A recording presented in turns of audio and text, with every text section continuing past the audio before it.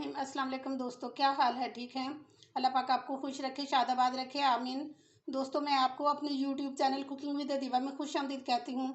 दोस्तों, आजकल बाज़ार में बहुत कच्चे आम आए हुए हैं और कच्चे आमों से बहुत सी चीज़ें बनाते हैं, जैसे चटनियाँ, अचार वगैरह बनता है। और आज हम इसका बनाएंगे आमचूर। बाज़ार से जो हम आमचूर लेके आते हैं, तो वो वाला आमचूर जो होता है उसमें इतनी खटास नहीं होती। उसकी क्या वजह होती है कि उसमें उन्होंने ये जो आम के अंदर गुठलियाँ होती हैं वो उन्होंने शामिल की होती हैं, ताकि इसका जो है ना वज़न बढ़ सके। और आज हम ओरिजिनल बनाएंगे, केमिकल से पाक, और पूरा साल हम जो है ना इसको बहुत आराम से यूज़ कर सकते हैं। तो सबसे पहले हम जो है ना, ये मैंने आम जो है ना इनको लेके अच्छी तरह से धो के खुश कर लिया, और इनको सबको मैं अब जो है ना पहले छीलूँगी।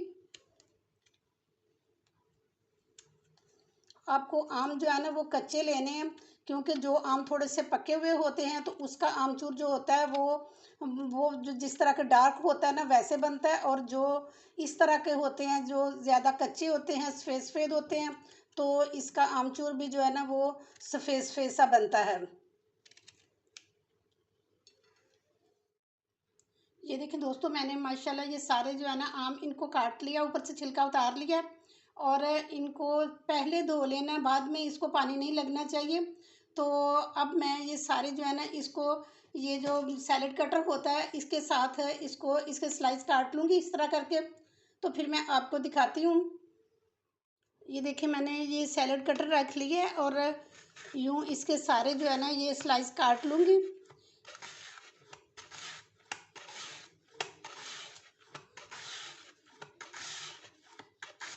इसको दो तरीक़ों से जो है ना ये ड्राई किया जाता है। या तो ये होता है कि इसको इंसान जो है ना ये बारीक बारीक जो चिप्स होती है, फिंगर चिप्स, उस तरह ये बारीक बारीक काट ले, या कि इसको इस तरह जो है ना ये स्लाइसिस बना ले इसके।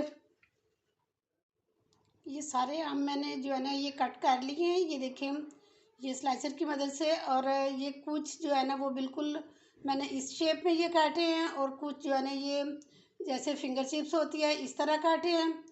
तो ये मैंने 1 किलो आम लिए थे, और अब मैं एक ट्रे लेती हूँ।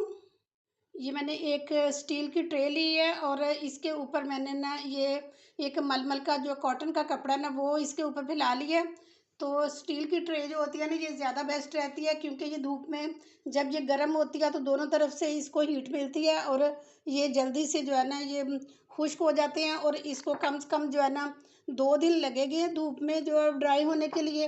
तो अगर आप चाहते हैं कि इनको एसी वाले रूम में या पंखे वाले रूम में जो है ना इनको खुश किया जाए, तो उस पर 4-5 दिन भी लग सकते हैं। लेकिन एसी वाले रूम में ये देखना है कि ये नमी ना हो।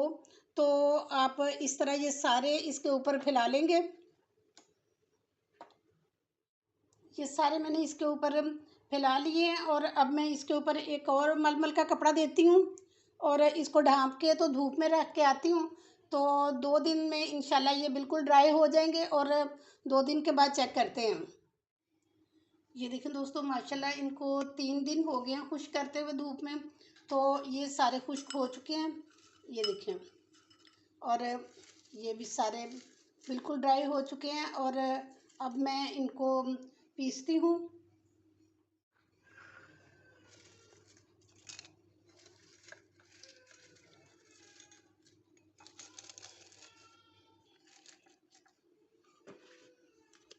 इसको पीसते वक्त इसमें थोड़ा सा हम नमक डाल लेंगे,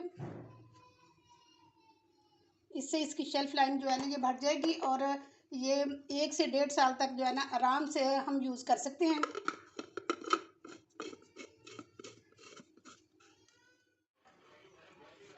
ये सारा आमचूर मैंने ग्राइंड कर लिया, और इसको अब छान लिया। वैसे छानने की इतनी ज़रूरत भी नहीं थी, अगर थोड़ा थोड़ा मोटा सा रह भी जाए तो कोई मसला नहीं है, लेकिन ये है कि मैंने इसको छान लिया।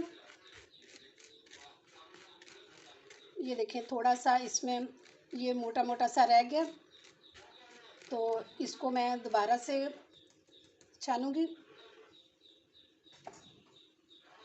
ये देखें, हमारी माशाल्लाह कितना ज़्यादा बग़ैर केमिकल के घर में तैयार हुआ है आमचूर, और ये बहुत आसानी से हमने तैयार कर लिया।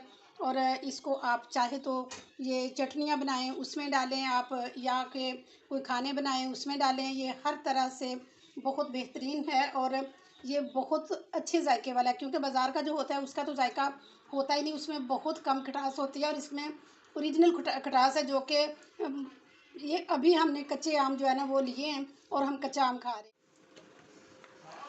इसको हम किसी भी जो एयर टाइट जार है उसमें महफूज कर लेंगे। और ये होना चाहिए कि जार बिल्कुल ड्राई हो, इसमें पानी ना हो। और इसमें ये सारा मैंने आमचूर डालूंगी।